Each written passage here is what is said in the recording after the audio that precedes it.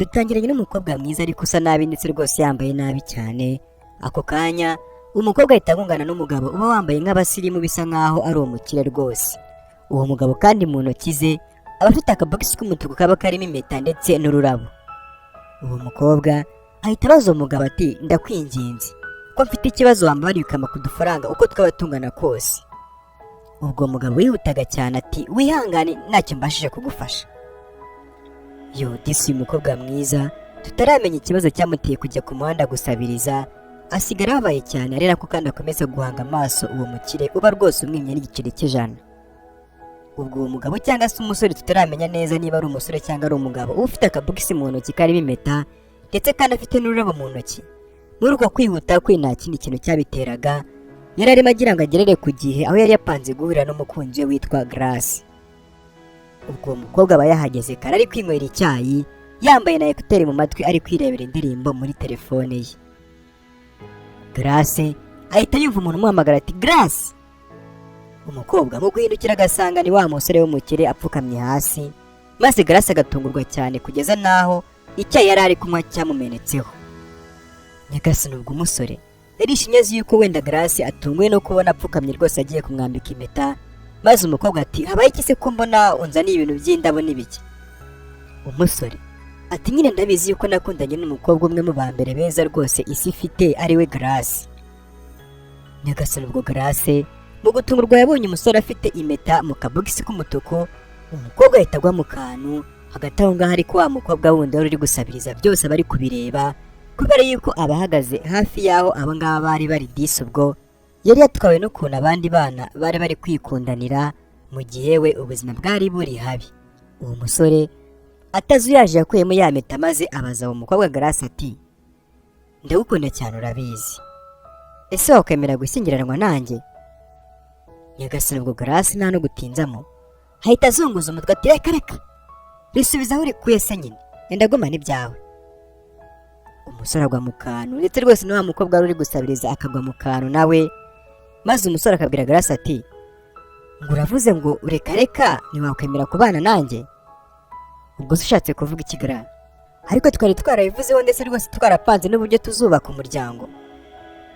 Grace ati yego, ariko njye ntabwo nshaka kubana n'umugabo ukora rwose akaguma ku kazi ntatahe mu rugo. Nyagasani uyu mugabo niba akora iki gituma aguma mu kazi? Ubwo disi byaramucanze abonye umukobwa Grace agiye amusize aho ngaho amusebereje imbere y'abantu benshi aho ngaho mu mujyi wose. Burya koko hari abakobwa batagira n'impuhwe. Umugabo disi isi yamwikaragiyeho imufungiraho amaferi, ubwo n'umujinya mwinshi uvanze n'igisebo ahita akubita hasi za ndabyo yari azanye. Ubundi ahita agenda agana wa mukobwa umwe usabiriza yari ahagaze. Uwo mugabo cyangwa se uwo musore ageze ku mukobwa wari uri gusabiriza ahita amuhereza ya mpeta yari aje kwambika Grace, undi akayanga. Arayimuhereza aramubwira ati akira yitwarire niba uyishaka. Nyagasani ubwo umukobwa yari yisigaranye maze ahita dutangirira inkuru ye y'urukundo agira ati nari nzi ko amereje ino mpeta kugira ngo nze kuyimushyira, gusa ariko icyo ntari nzi nuko natekerezaga yuko ashobora kuzayinyambika mu rutoki rwanjye. Nitwa Chloe, iyi ni inkuru y'urukundo rwanjye ugiye kugezwaho mu ijwi rya Alpha Sam. Wireba neza yuko amaze gukana kuri buto ya subscribe kuri ino YouTube channel kugira ngo utazabicikwa n'inkuru z'urukundo mugezaho umunsi ku munsi. Muri ako kanya umugabo amaze guseba bikomeye kubera Grace yahise yigarukira aho yari yaguriye ya mpeta ndetse rwose n'imyenda myiza yari yateganyije guha Grace. Ubwo n'umujinya mwinshi yari afite yaje yihuta maze umuzamu warendaga aho ngaho ahita amukingurira. Ubwo umusore arinjira akigera imbere, wa mukobwa Chloe uri kutubwira inkuru ye y'urukundo ahita aza n'abashaka kwinjira ngo ashyire uwo musore impeta ye, ariko umuzamu ahita amuhagarika. Ubwo umuzamu wari unafite agasuzuguro kenshi cyane ahita abaza Chloe ati urimo kujya hese ko mbona watanya wirukanka ushaka kwinjira hano? Chloe ati nyine ndashaka kumusubiza ino mpeta ye y'ubukwe. Nyagasani umuzamu akibyumva araturika agaseka cyane ati hanyuma se ufitanye ubukwe n'uyu mukire wa mbere twese twemerara? Ariko rubanda rugufi muri isumbukuruza koko weho wakimuteriwe cy'imyanda, reba ukuntu byonyine ubusa. Ubwo umuzamu warindaga aho ngaho yaraturitse araseka aratembagara. Umukobwa Chloe disi ati basi akiri ino mpeta ye genda uyimumpere. Umuzamu ati reka wa mwanda we, nta muntu n'umwe wakora ku kintu kiri muri icyo kimoteri cyawe ngo ni intoki, noneho umubosi nk'uriya sha. Nyagasani, umukobwa disi ubwo yarababaye cyane. Mu by'ukuri nubwo yasaga nabi, ariko ntabwo byari bikabije ku buryo yabwirwa amagambo nk'aya ngaya. Maze disi ubwo abura icyo akora neza. Ku bw'amahirwe yagiye kubonabona wa musore arasohotse ateruye ikarito, maze Kuro aramuhamagara ati, nyakubahwa, ni njye mwari muhaye iyi mpeta mu kanya gashize.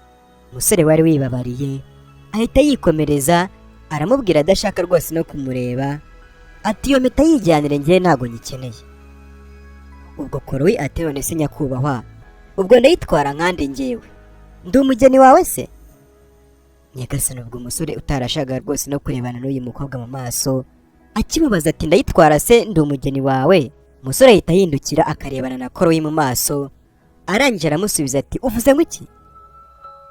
Kuro ati, ariko wa musore we, ubanza urambirwa vuba no ku mukunzi wawe koko, wari ugiye kwambika impeta wese ucika intege bene kano kageni?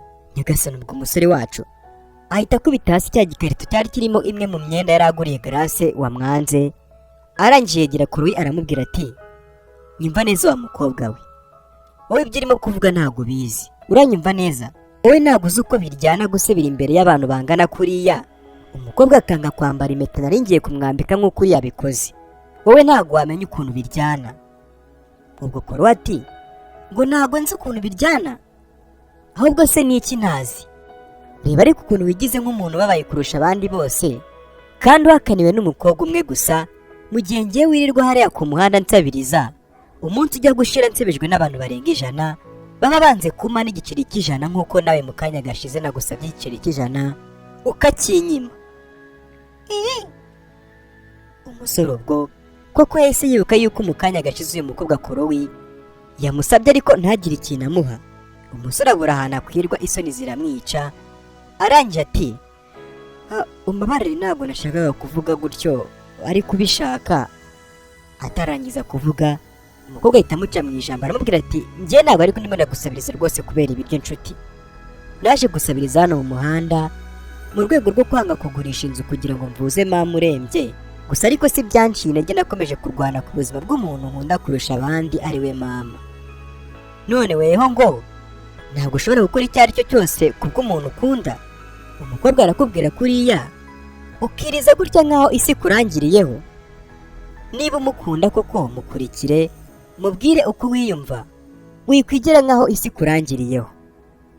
Kuro disi ubwo yahise amwereza impeta ye ku ngufu, maze ubwo ati, mu by'ukuri uyu musore niwe muntu wa mbere nari mpfumuriye akanwa kanjye nkamubwira umubabaro wanjye ndetse rwose n'icyari cyaratumye nza gusabiriza ku muhanda. Ati, sinzi impamvu ariko muri ako kanya tugihuza amaso twese ntabwo tuzi ikintu twahise twiyumvamo twembi. Umukobwa yahise yigendera, ageze imbere gatoya, umusore aramuhamagara, umukobwa arahindukira, nuko maze umusore ati, ese nakugurira ibyo kurya bya saa sita? Umukobwa wari unishonjeye, birumvikana ntabwo yari kubyanga. Ubwo bahise berekeza mu karesitora kari karahonga hafi rwose keza k'abakire. Umusore nta no kwishana ntiyanatinya rwose ko umukobwa bari kumwe yaba asa nabi. Kuro wasaga nabi muri iyo resitora, nubwo umusore atarabyitayeho, ariko abandi bantu bari bicaye ngo rwose bahise batangira kumuhunga, abandi bipfuka ku mazuru ngo ari kubanukira. Nawe arabibona yuko ari kubangamira abandi, ariko arashinyiriza disi. Ubwo umusore abazanye n'ibyo kurya, abaza Kuro ati, urarya iki se hagati y'ibi ngibi nkuzaniye, hitamo. Nuko umukobwa ati, sha njyewe maze iminsi 2 yose narya rwose, nkubwije ukuri nta mahitamo mfite y'ibyo narya pe. Yo, umusore disi ubwo byaramubabaje cyane, arangije ati, ubuse disi. Ubwo Kuro ntacyo byari bimubwiye rwose, yahise atangira no kwirira n'ubusambo bwishi nk'umuntu nyine wari ushonje, ari nako kandi avuga ati, wawe sha biraryoshye pe, ni ukuri ntabwo wakumva ukuntu nari nkumbuye ibiryo pe. Uyu musore wari warenzwe n'agahinda k'uno mukobwa yari yakomeje kwitegereza Kuro cyane, ababonye uturaso turi ku isura ye, maze ugafata agapapiye muswari aramuhanagura gahoro gahoro rwose, biri romantike, ari nako kandi anyuzamo akamwenyura, umutipe nawe akamwenyura. Asoje kumuhanagura, umusore yahise abaza Kuro niba yamuzanira ibindi biryo. Umukobwa ati, uravugisha ukuri se? Umusore araseka cyane ati rwose niba wumva ubishaka nta kibazo, ahubwo niba unabishaka nanaguha n'amafaranga wakodeshamo aparitema yo kuba ubamo, ndetse kandi nayo waguramo imyenda myiza ugasa neza. Ukiri kubitekerezaho ariko wese unanyibutsa. Ubwo umusore ahita akuramo ya furari yari yambaye mu ijosi akayambika umukobwa. Nyagasani ubwo abari aho ngo bose bahita batangira kujujura bivugisha bati yamaye, uyu musore w'umukire se n'umusabirizi bari mu bikira? Korowi ati mu by'ukuri umutima wanjye watangiye gutera udahagarara. Uyu musore yari we muntu wa mbere utankumiriye ngo amunge, mu gihe abandi bose bamungaga ndetse rwose bakananyamaganira kure ndetse bakama n'akato. Amaze kunyambika ya furari mu ijosi yahise ambwira ati ubu noneho twagenda tukajya kureba imyenda myiza ikubereye. Korowi ati numvaga rwose namusaba yuko yamfasha nkabanza nkamuhoberana n'imbaraga zanjye zose.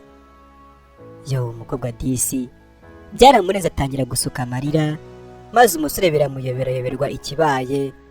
Arangije ati umbabarire niba hari icyo mvuze wenda kitagushimishije ukaba ari icyo kirimo kirakuriza, umbabarire ni ukuri pe.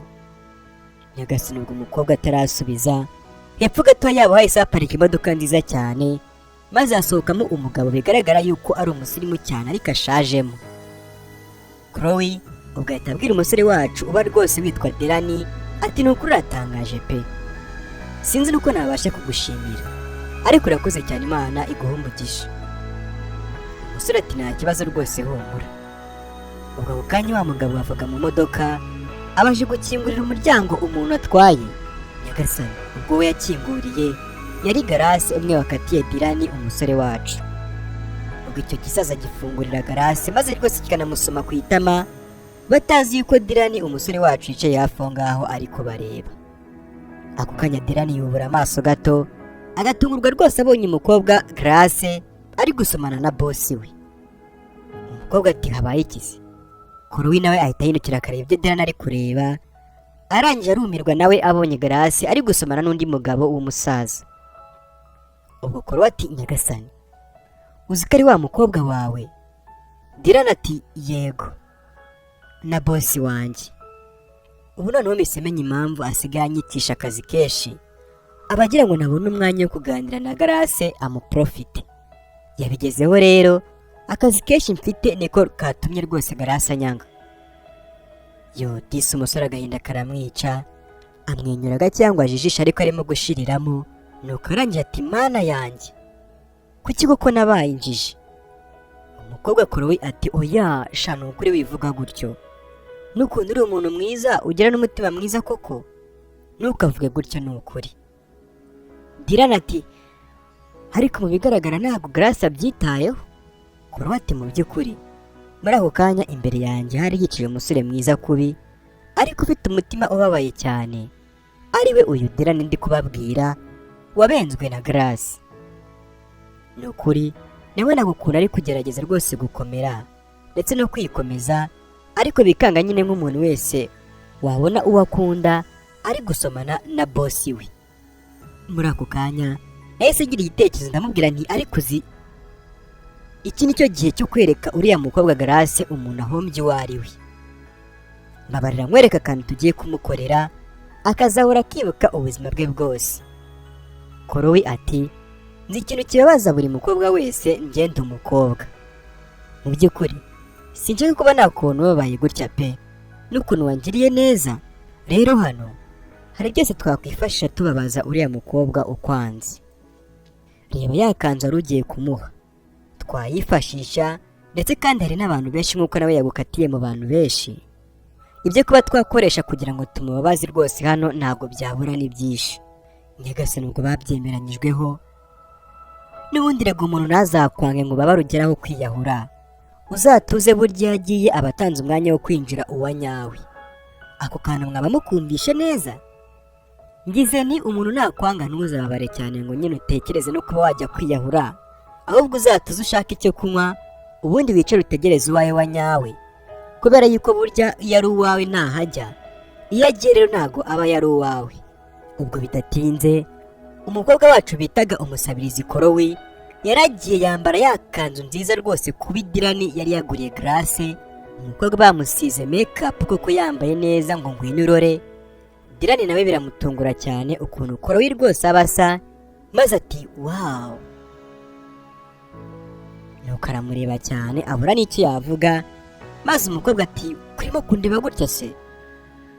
Umusore Dylan ati ndakibaza niba koko uri wa mukobwa twahuye mu gitondo. Chloe ati ndimo ndasase nk'ikijumba cyapfubye noneho. Yo, umusore we watwawe Disi ati uya urasa neza cyane ku buryo utanabyumva. Disi bivuga arimo aranamukora mu misatsi. Chloe ati mu by'ukuri numvaga bivuga atuje n'ikinyamupfura cyinshi, ari nako umutima ukomeza gutera cyane ubudahagarara. Ahangaha rero ntabwo byasabye igihe kirekire kugira ngo icyari kiri muri twebwe kijye ahagaragara. Ubwo bararebanye bombi, amaso yanga kuva ku yandi. Nyuma Dylan ati sorry, nari narangaye. Ubwo bagihindukira aho bari binjiye, bahita bahuza amaso na Grace ndetse na boss wa Dylan aho bari bicaye rwose muri ako karesitora k'abakire. Ubwo bose bararebana maze Chloe ati ureba ukuntu umukobwa wawe ari kutureba. Nyagasani bahita bafatana neza nk'abantu bakundana rwose nka kapo nziza kubi. Maze Grace ayibonye ati Dylan nawe na confidence nyinshi cyane rwose ati oh Grace.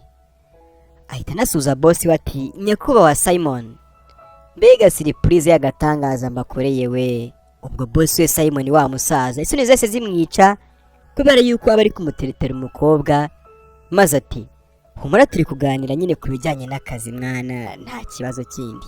Grace nabine twaganira humura n'iby'akazi. Ubwo umugabo arya indimi neza rwose isoni ziramwica, maze Dylan ati oya nta kibazo tuza rwose nago nje kugira ngo tuvuge ku bijyanye n'akazi. Ndatekereza abakobwa bacu twasohokanye byabarambira kandi rwose twaje ahangaha kugira ngo twishime.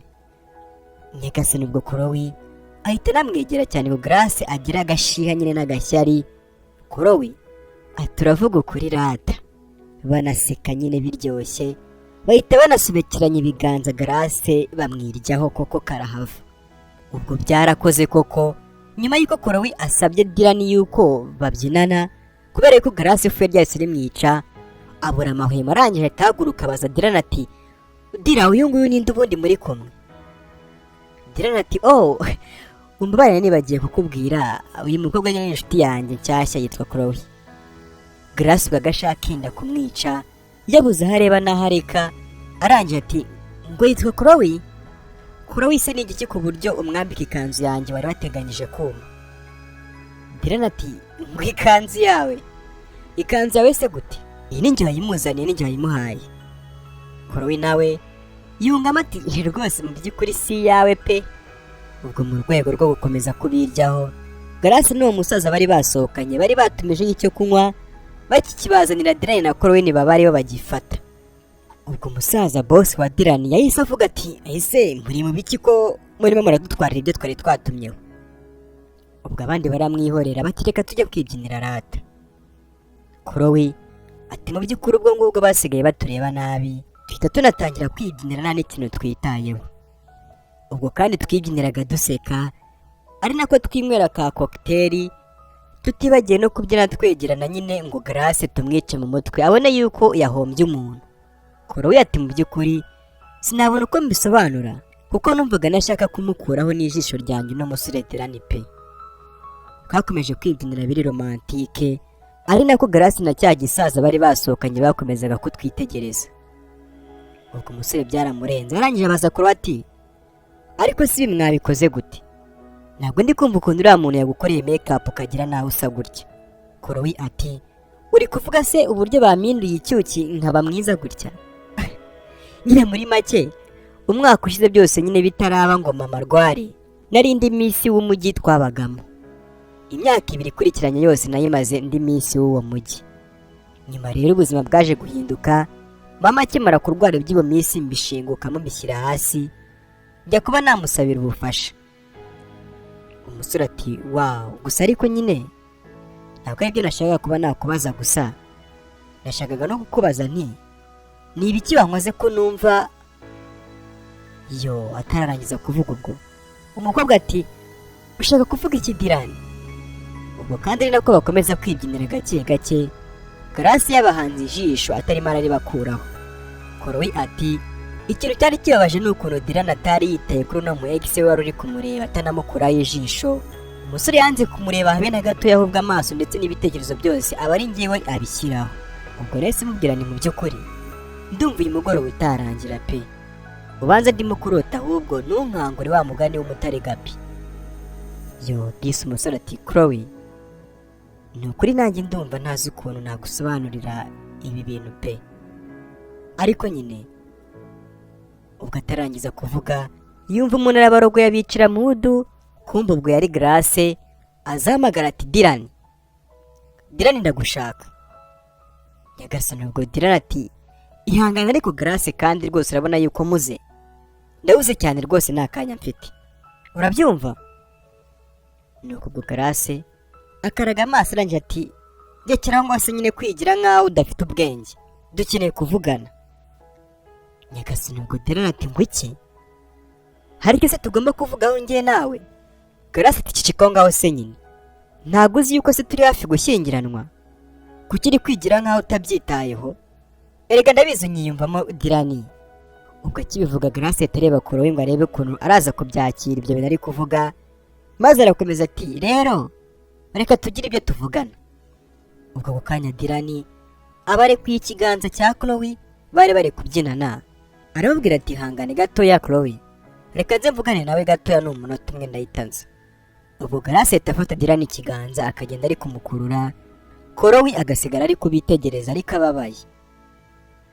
Umukobwa wacu Chloe ati mu by'ukuri nasigaye ndimo kwivugana mu mutima ni n'ubundi ntabwo nari nkwiriye uyu musore pe, ahari kwari ukwisumbukuruza. Ubu nyine mbaye ikiraro cy'urukundo rwabo nta kundi, icyo nzasigarana kitazamvamo ni urwibutsa maye nzahora nibuka, nta kindi ni ibyabaye hagati yacu uyu munsi. Disi yatangiye no gusuka amarira, arimo kwibaza ukuntu agiye gusubira mu bukonje bwa nijoro ndetse no gusabiriza ku muhanda. Ako kanya Chloe ababaye cyane yahise afata umwanzuro wo kujya gufata imyenda Dylan yari amaze kuba yamwishyurira ngo ahite yigendera. Ubwo ari gufata ikote Dylan yari yamuguriye, cya gisaza cyari cyasohokanye Grace cyase cyamusanga kiza rwose kimusanganira kimubaza giti ubwo se utwo twenda turaguhagije buriya ra? Umukobwa aratungurwa cyane aramubaza ati ngo iki? Icyo gisaza giti ariko ese wa mugani batagutiretesheje imyenda bagutireteshe iki, ko wibera muri mondisi umeze nk'umusazi kubera no kutagira n'imyenda naho uba, uriho guteteshwa imyenda koko? Ubwo se uratekereza yuko nibuka yuko wowe uri umusabiriza ari ku muhanda?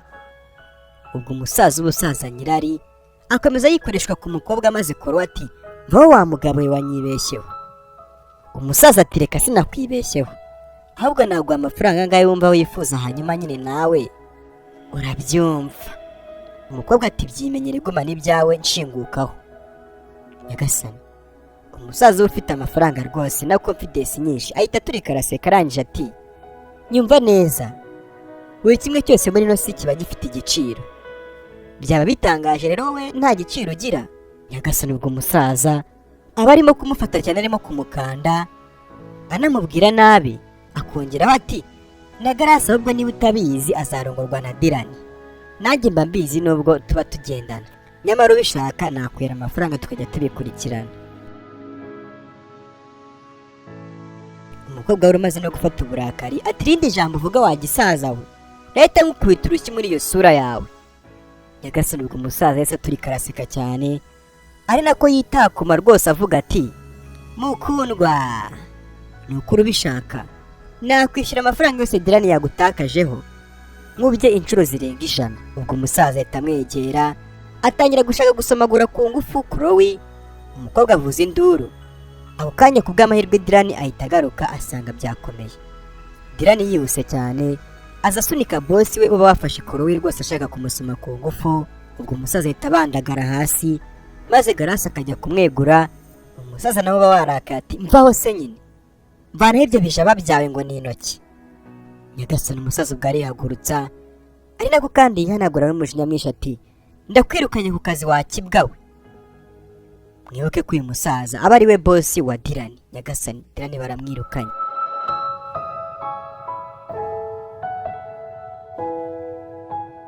Ubu kandi si ukumwirukana gusa, arenzeho n'amagambo ngo nakwirukanye, genda ujye gufasha uwo musabirizi wawe mugende mukore koperative yo gusabiriza. Ako kanya disi ubwo Garasi acyumva yuko Dirani bamwirukanye ahita amuhunga yihuta cyane, atashwi dashwi, we ntabwo waba uwanjye rwose utagira akazi. Umukobwa nawe ahita agenda aramuhunga asanga uwo musaza. Ako kanya Dirani asigarana na Korowi aramubaza ati none se umeze neza? Korowi nawe ati yego meze neza nta kibazo kandi urakoze cyane. Ubwo Dirani ati ntabwo uri ikimoteri nk'uko bari kubikubwira, wowe uri umukobwa mwiza cyane rwose kuri ino si naba narabashije kubona n'amaso yanjye. Nyagasani umukobwa disi ubwo nawe ati Dirani ubwo ahita amuca mu ijambo akongera akamubwira ati ntabwo rero nzi ukuntu bigenza, ariko sindimo kubasha kwizera ibintu ngiye kuba nakubwira, ariko byantwaye uno munsi wose kugira ngo njyewe ngwe mu cyobo cy'urukundo rwawe. Korowi ati Dirani njyerega ndi umusabirizi wo ku muhanda wakwisabiraga amafaranga gusa. Dirani ati oya wivuga gutyo Korowi, wowe uri umukobwa mwiza ufite inshuti muri kumwe aka kanya, ufite ahantu heza ho kuba, ntabwo kandi uzongera kuryama ahabonetse hose, ikindi kandi uramutse unabishakana nakubera boyfriend. Nyagasani umukobwa amarira yarimo kurira ahita ahindukamo ibitwenge agafata ibiganza bya Dirani maze rwose bishimye cyane ati Dirani. Ataragiye ikintu avuga Dirani ahita amuca mu ijambo aramubwira ati ubu ngubu noneho nsobanukiye impamvu ya mpeta nayiguze. Ubwo impeta namwe murabyumva icyo yahise ikoreshwa. Umukobwa ati uku niko nahuye n'umugabo wanjye wazaza Dirani, kandi nize yuko buri wese burya uko yaba ameze kose afite uburenganzira bwo gukunda, gusa ariko uzajya wibuka yuko ikintu cyiza kivunikirwa. Murakoze cyane kubana nanjye, nitwa Alpha Sam. Reka mbasabe gukanda kuri buto ya like aho ngaho munsi, ukore subscribe na sharing ino video kugira ngo ubutaha